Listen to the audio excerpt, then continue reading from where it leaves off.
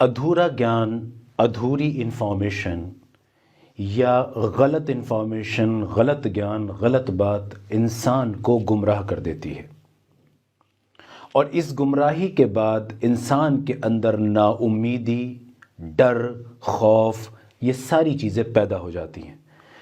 धात के साथ भी कुछ ऐसा ही हुआ है।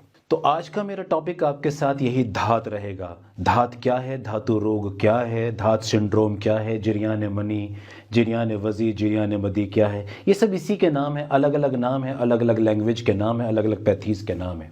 स्पर्मेटोरिया भी इसको बोलते हैं, सीमेन लीकेज भी इसको बोलते हैं। देखिए मैंने कितने सारे नाम आपको बताए हैं, इनमें से जो नाम आपको समझ में आए, कॉन्सेप्ट यही जो मैं बताने जा रहा हूँ। मैं एक बात और यहाँ पे ऐड करना चाहूँगा, इस धात को लेके सिर्फ पेशेंट ही कंफ्यूज नहीं है, बल्कि इसके अंदर कुछ डॉक्टर हजरात भी कंफ्यूज्ड हैं। आपको जान के हैरत होगी कि डॉक्टर्स भी इसमें कंफ्यूज्ड हैं। उनको भी ये सही पता नहीं है कि ये कब धात है और कब धात नहीं है। डॉक्टर्स की एक लॉबी है, एक तरह के डॉक्टर हैं जो आपके लिंग से आने वाले हर डिस्चार्ज को वो उसको एबनॉर्मल ही दिखाते हैं कि ये हर हालत में बीमारी है, हर हालत में खतरनाक है, हर हालत में आपको नुकसान पहुंचाएगी। डॉक्टर की एक लॉबी है जो ये कहती है कि अगर आपको धात की शक्ल में कोई चीज बाहर निकल रही है किसी भी वक्त, किसी भी टाइम, तो ये बिल्कुल नॉर्मल है, इससे कोई परेशानी नहीं होती। ये दोनों ही व्यू गलत है। सच्चाई कहीं इन दोनों के बीच में एग्जिस्ट करती है। आज मुझे वही आपको बताना है। मैं कोशिश करूंगा वीडियो की जबान को बहुत आसान रखूं। जबान आसान रखने की वजह यह है कि एक तो आप लोग बायोलॉजी की या ह्यूमन एनाटॉमी, फिजियोलॉजी या मेडिकल साइंस की क्लास नहीं ले रहे हैं। एक आम इंसान को जो डे टू डे लाइफ में सफ़र कर रहा है उस तक बात पहुंचाना मेरा मकसद होता है। मैं वो ज़बान, वो लैंग्वेज, वो भाषा इस्तेमाल करता हूं जिससे आम आदमी समझ सके। ये क्लास डॉक्टर्स के लिए या वीडियो डॉक्टर्स के लिए नहीं है कि जिसमें वो साइंस की कुछ चीज़ें ऐड कर दें। हाँ, अब बताना चाहता हूं कि रियलिटी असल में क्या है। दिल के काने से सुनिए, मेरा एक एक लफ्ज़, एक एक लाइन बहुत इंपॉर्टेंट है। ये आपकी ज़िंदगी बदल सकता है। शुरुआत करता हूं इस तरह से कि मैंने इस टॉपिक को 3 हिस्सों में कैटेगराइज किया है, 3 हिस्सों में तोड़ा है। मैं एक एक करके एक एक पार्ट आपके सामने खोलता जाऊंगा। लिंग से, ध्यान रखिएगा, आपके लिंग से, आपके पेनिस से सेक्स के एक्साइटमेंट के वक्त, सेक्स के एक्साइटमेंट के वक्त, जैसे कोई ब्लू फिल्म देखते वक्त, मैस्टरबेशन का ख्याल आने वक्त, सेक्स के बारे में सोचते वक्त, किसी लड़की से फ़ोन पे बात करते वक्त, किसी लड़की से चैट करते वक्त, किसी लड़की को तस्वीर में देखते वक्त, किसी लड़की को ऑफिस में, मॉल्स में या मार्केट में देखते वक्त, ये अगर ख्याल सेक्स का और उसकी तरफ अट्रैक्शन का मामूली भी है तो आपके लिंग से एक चिपचिपा पानी आ सकता है। ये चिपचिपा पानी धात नहीं है, इसे भी लोग धात समझते हैं। मैंने इस पे एक बहुत डिटेल वीडियो की है जो डिस्क्रिप्शन में उसका लिंक आपको मिलेगा, आप वहां जाके बहुत डिटेल में समझते हैं। यहां के लिए समझिए, ये जो चिपचिपा पानी आपको बनता है, जैसे मुंह के अंदर राल बनती है ना, सलाइवा आपकी बनती है, उसी तरह का ये पेनिस से निकलने वाला पानी है उन सारी कंडीशन में जो मैंने बताई कि जब आपका ख्याल थोड़ा भी सेक्स या औरत की तरफ है, चाहे वो मैस्टरबेशन की शक्ल में हो, पॉर्न में हो, रियल सेक्स में हो, उस टाइम पे चिपचिपा पानी बनना बिल्कुल कुदरती है। बिल्कुल ऐसे ही कि जब आप भूखे होते हैं, आपके सामने आपकी पसंद का खाना आता है तो आपके मुंह में पानी बनने लगता है, राल बनने लगती है, सलाइवा बनने लगती है। किसी डॉक्टर ने कभी उसको एबनॉर्मल कहा है कि ये बीमारी है आपके मुंह में जो राल बन रही है? नहीं। इसी तरह वो पेनिस के अंदर बनने वाली राल है, पेनिस के अंदर बनने वाली सलाइवा है, लड़की को देखकर, सेक्स के बारे में सोचकर या कोई न्यूड तस्वीर देखकर। तो ये धात नहीं है, ये धात नहीं है, याद रखिए ये धात नहीं है। और इस धात से जो ये चिपचिपा पानी आता है, इससे ना तो हड्डियां खराब होती हैं, ना मसल्स खराब होती हैं, ना दिमाग खराब होता है, ना दिल खराब होता है, ना सेक्स खराब होता है। हाँ, इससे आपकी साइकोलॉजी खराब होती है क्योंकि आप इससे डर जाते हैं, जो मैंने पहले बताया, गलत इंफॉर्मेशन, क्योंकि सदियों से आपको यह बताया गया कि यह धात है। अब आपके दिमागों के अंदर यह बात बैठ गई है कि यह धात है। अब इस डर की वजह से, इस खौफ की वजह से आपके अंदर कई लक्षण पैदा हो सकते हैं। कमर में दर्द होना, पिंडलियों में दर्द होना, उलझन, चिड़चिड़ापन, बेकार सोच के अंदर तरद्दुद और फिक्र और गम का पैदा हो जाना, डाइजेशन का खराब हो जाना। तो ये सब आपके मेंटल डिसऑर्डर की वजह से, आपकी मानसिक कमजोरी और परेशानियों की वजह से हो रहा, ना कि चिपचिपे पानी की वजह से। तो ध्यान रखिए, ये धात नहीं है। नंबर 2, धात। याद रखिए हमेशा इस लाइन को, जब भी हम ये शब्द धात इस्तेमाल करेंगे, जब भी हम ये शब्द धात बोलेंगे, तो धात हमेशा उस लाइन, उस चीज को बोलेंगे जो दूध जैसा पानी हो। आपके लिंग से चिपचिपा दूध के रंग का, बिल्कुल मिल्की व्हाइट, जैसे आपका सीमेन और वीर्य होता है, इस तरह की चीज अगर बाहर निकलेगी तब इसको धात बोला जाएगा, तब इसको धात बोला जाएगा। अब मैं दूसरी कैटेगरी की तरफ आ रहा हूं। एक धात होती है जो आपकी बॉडी का नॉर्मल रिएक्शन है। वो कैसे, सुनिए, थोड़ा सा ध्यान से सुनिएगा। एक बच्चा जिस वक्त पैदा होता है, एक लड़का जिस वक्त पैदा होता है, उसी वक्त उसके अंदर सेक्स का सिस्टम ऑन हो जाता है। आप अगर गौर कीजिए, कभी आपने अगर ध्यान से देखा हो, 1 साल, 1.5 साल, 2 साल के बच्चे को अगर बिस्तर पे सोते नंगा कभी देखा हो, तो उसका पेनिस रुक रुक के इरेक्ट होता है और पूरा टाइट खड़ा हो जाता है। हालांकि उस बच्चे को सेक्स के बारे में अभी कुछ नहीं पता है। जी हां, उसे तो नहीं पता, अभी उसके अंदर कोई डिजायर पैदा नहीं हुई है, कोई चाहत पैदा नहीं हुई, फिर भी उसका लिंग खड़ा होता है, क्योंकि उसकी बॉडी के अंदर जो कुदरत ने सेक्स का सिस्टम रखा है, सेक्स की मशीनरी जो सेट की है, वो ऑन कर दी गई है पैदा होने के साथ। अब धीरे धीरे जब ये बच्चा बड़ा होता है, जवानी की तरफ जाता है, प्यूबर्टी की तरफ जाता है, तो अब इसके अंदर अपोजिट सेक्स के लिए अट्रैक्शन पैदा होना शुरू हो जाता है। इसका वो सिस्टम जो अभी खामोश था, वो एक्टिवेट हो जाता है।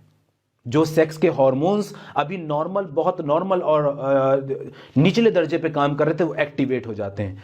अब इस लड़के को सेक्स की जरूरत पैदा होती है, इस लड़के को सेक्स की जरूरत पैदा होती है। वेरी अनफॉर्चुनेटली हमारे इस कल्चर में आज जो हालात हैं वो ये हैं कि जब इस लड़के को सेक्स की जरूरत पैदा होती है तो ये शादी नहीं करता, ये विवाह नहीं करता। ये करता क्या है? ये इसकी शुरुआत होती है पोर्नोग्राफी से, इसकी शुरुआत होती है मैस्टरबेशन से, इसकी शुरुआत होती है गंदी बातों से, चैट से, इसकी शुरुआत होती है लड़कियों को ताकने झांकने से, इसकी शुरुआत होती है वीडियो न्यूड कॉल्स करने पर, इसकी शुरुआत होती है लड़कों के दोस्तों के साथ बैठकर लड़कियों के मुतालिक घिनौनी, गंदी और फहश बातें करने पर। यहां से इसके सेक्स की शुरुआत होती है।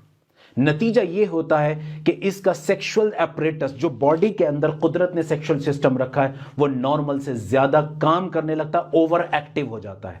यह लाइन याद रखिएगा मेरी, ओवर सेंसिटिव हो जाता है, ओवर एक्टिव हो जाता है, यानी कि एक नॉर्मल से ज्यादा वो काम करने लगता है। मैं एक एग्जांपल देकर समझाता हूं, शायद बात और आसानी से समझ में आए। पेशाब होना, लैट्रिन होना सबके लिए नॉर्मल है, इसे कोई एबनॉर्मल या बीमारी कहता है कि किसी को पेशाब क्यों हो रहा है, किसी को लैट्रिन क्यों हो रही है? कोई से एबनॉर्मल नहीं कहता। लेकिन अगर यही पेशाब किसी बीमारी की वजह से बार बार होने लगे तो अब हर डॉक्टर इसको बीमारी कहेगा। यही लैट्रिन अगर डायरिया की शक्ल ले ले, लूज मोशन की शक्ल ले ले और बार बार आपको लूज मोशन होने लगे, तो अब यही पॉटी आना जो नॉर्मल था एबनॉर्मल हो गया। बात समझ में आ रही है आपको? इसको समझना है बहुत गहराई से, जहां डॉक्टर भी कंफ्यूज होते हैं।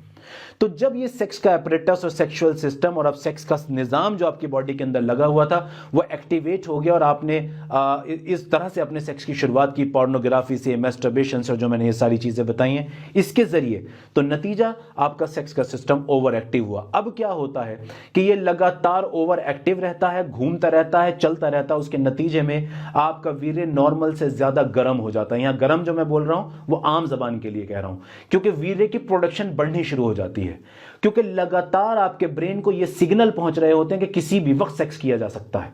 इसके नतीजे में आपका वीर्य नॉर्मल से ज्यादा बनना शुरू हो जाता है और कभी कभी इसके अंदर किसी किस्म का पतलापन और इसकी कंसिस्टेंसी में कमी पैदा हो जाती है, प्रोस्टेटिक फ्लूइड ज्यादा होने की वजह से। नतीजा ये कतरे कतरे करके, टुकड़े टुकड़े करके या कुछ हिस्सों में आपके पेनिस से बाहर आने लगता है। तो ये बीमारी नहीं बना, असल में ये बता रहा है कि आपको अच्छे सेक्स की जरूरत है,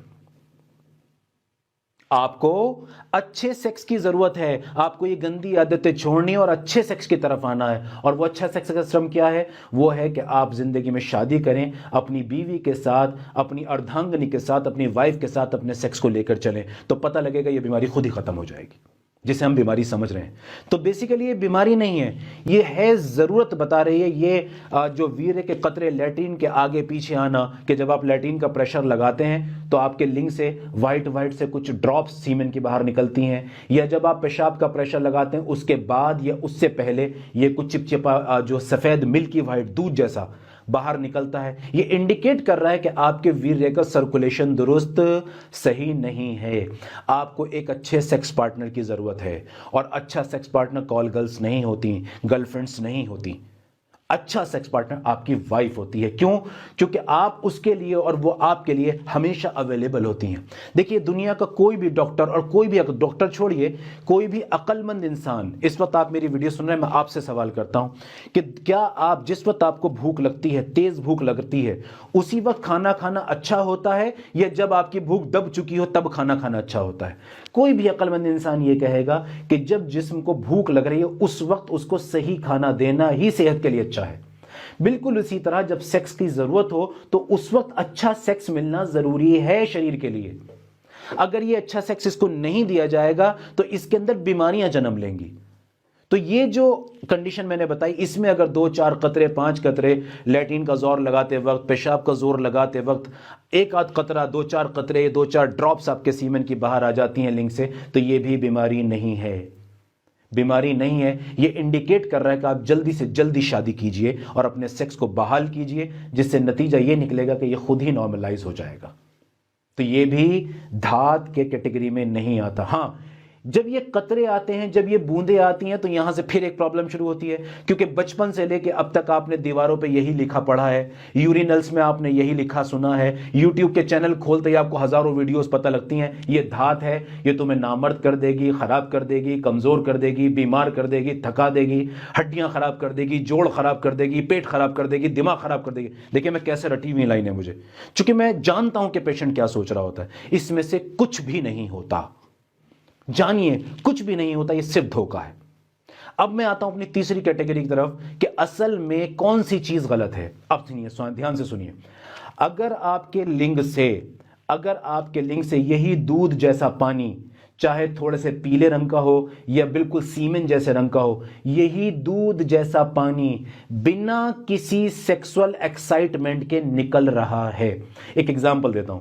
आप रोजाना की तरह अपने ऑफिस जाते हैं, ऑफिस जाते वक्त आपका ध्यान सिर्फ अपने काम में है, आपने किसी लड़की को नहीं देखा, किसी गर्लफ्रेंड से बात नहीं की, कोई चैट नहीं की, आपका दिमाग बिल्कुल साफ सुथरा, आप सिर्फ अपने काम में फोकस्ड है, आपको दूर दूर तक कोई ख्याल नहीं है, लेकिन तब भी आपके लिंग से यह पानी बह रहा है, तब भी आपके लिंग से चिपचिपा पानी आ रहा है, तब भी आपके लिंग से दूध जैसा पानी आ रहा है। मसलन कोई आदमी इबादत के अंदर लगा हुआ है, पूजा अर्चना में लगा हुआ है, और उसके बाद भी ये बाहर निकल रहा है, बैठे बैठे निकल रहा है। तो इस कंडीशन में, या फिर यह है कि आप बहुत नॉर्मल एक्टिविटीज में हैं, या आप थोड़ा सा भी कोई भारी काम करते हैं, मसलन आप मामूली सी वेट लिफ्टिंग करते हैं, मामूली सी जॉगिंग करते हैं, तब आपके लिंग से ये चिपचिपा पानी आना शुरू हो जाता है, या ये पूरा का पूरा वाइट डिस्चार्ज आना शुरू हो जाता है, या पूरा का पूरा सीमेन बाहर निकल जाता है, या किसी मेंटल प्रेशर की वजह से। मसलन कुछ केसेस हमने देखे कि जब एक लड़का एग्जाम के लिए बैठा, एग्जाम देने का प्रेशर उसके ऊपर आया, बोर्ड के एग्जाम का,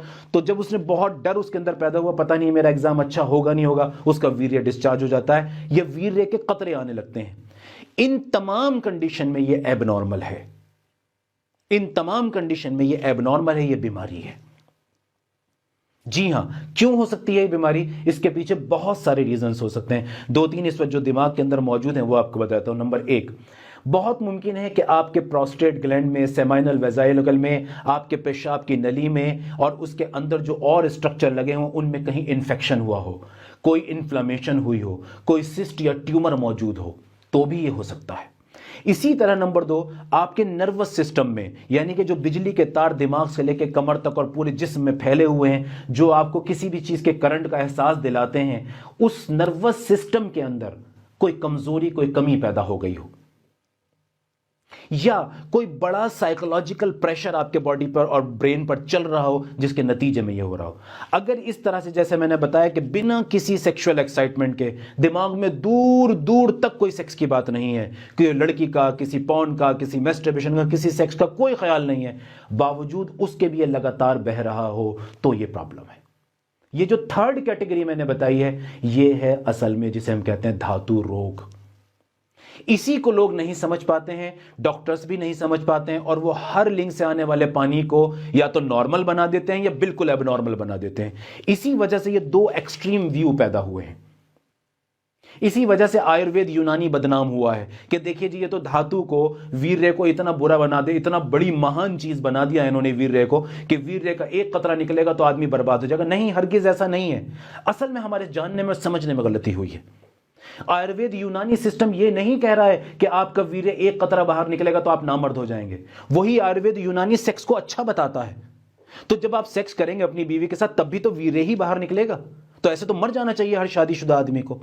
हर आदमी जो मैरिड है वो तो मर जाता अब तक वीर्य के नुकसान से। समझिए, आयुर्वेद यूनानी इस बात को नहीं कह रहा कि वीर्य निकलना नहीं चाहिए। आयुर्वेद यूनानी कहता है वीर्य किस तरह से निकलना चाहिए। ये बिल्कुल ऐसा ही है, आसान जबान में बताता हूं। जिस तरह हर दुनिया का समझदार आदमी, डॉक्टर तो छोड़ दीजिए, हर समझदार आदमी जानता है खाना अच्छा सेहतमंद खाना चाहिए जिससे सेहत अच्छी रहे।